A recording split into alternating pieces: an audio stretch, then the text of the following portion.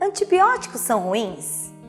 Muitas pessoas têm receio do uso de antibióticos por não saber se os seus benefícios superam seus efeitos colaterais, e outras pessoas preferem usá-lo mesmo sem comprovação de eficácia porque desconhecem os seus potenciais malefícios. Se você quer saber sobre o efeito dessas medicações no nosso organismo e nas nossas bactérias, esse vídeo é para você. Meu nome é Thaís Takahashi, sou coloproctologista, especialista em saúde intestinal.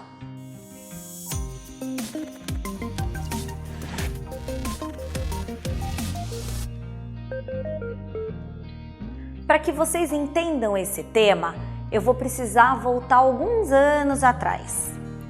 Lá por 1900, nós tínhamos um grande número de pessoas morrendo de doenças infecto-contagiosas.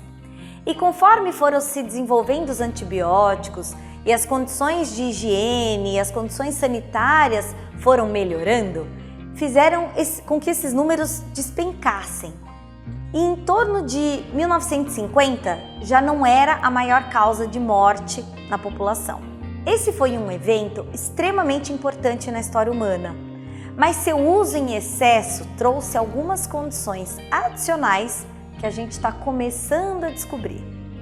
Uma delas é a teoria da higiene, que foi aventada em torno de 1989 por alguns cientistas americanos. Ainda precisamos de mais evidências para validar efetivamente essa teoria, mas ela já tem várias bases de comprovação. Ela sugere que o aumento das alergias, especialmente nos países desenvolvidos, e quem sabe a gente possa colocar nesse barco também as intolerâncias alimentares e as doenças autoimunes, possam ter vindo da diminuição do estímulo infeccioso, causando um menor estímulo ao nosso sistema imunológico.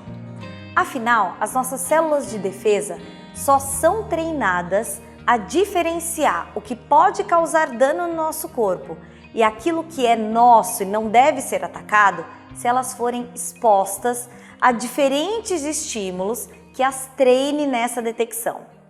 Caso contrário, o nosso sistema imunológico pode ficar imaturo e começar a reagir demais a coisas que não seriam danosas.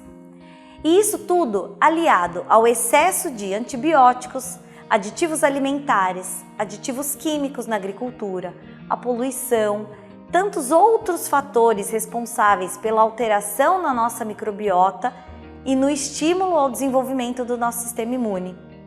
Isso causou um aumento expressivo nas doenças em que nós reagimos a estímulos não danosos, como as nossas próprias células, como é no caso das doenças autoimunes, a alimentos, como é o caso das alergias alimentares, e as nossas próprias bactérias, como é o caso da doença inflamatória intestinal, por exemplo.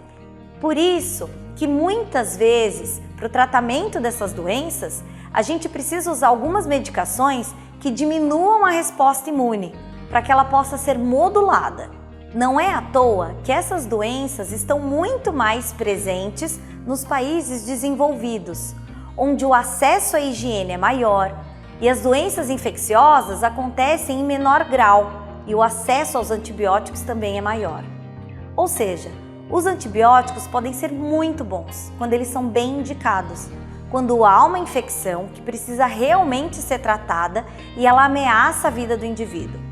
Caso contrário, se usado de forma desnecessária, ele pode alterar a composição dos nossos micro-organismos e tornar o nosso corpo menos treinado a reagir aos antígenos certos. Por isso, quando você tiver com um quadro infeccioso, converse com seu médico, acompanhe a doença de perto e se o seu médico, colocando na balança, notar que o uso do antibiótico é necessário, use. Mas pergunte, se informe, não tome desnecessariamente. Afinal, a resistência bacteriana, selecionando bactérias mais fortes à ação dessas medicações, também não é nem um pouco interessante para a saúde da humanidade. Se você ficou com alguma dúvida, deixe nos comentários, que eu farei mais vídeos sobre esse tema que é tão importante. Até mais!